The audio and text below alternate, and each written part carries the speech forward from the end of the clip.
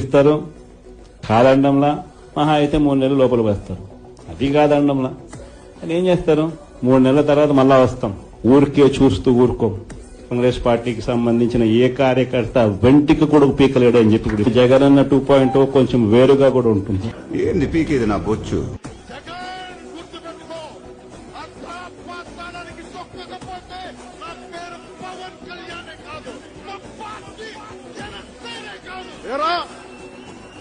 YCP గోండాగళ్ళారా, వంట చేతోసం మెడ పిసికి తొక్కి కింద నొక్కేసాం గోడకల్లారా.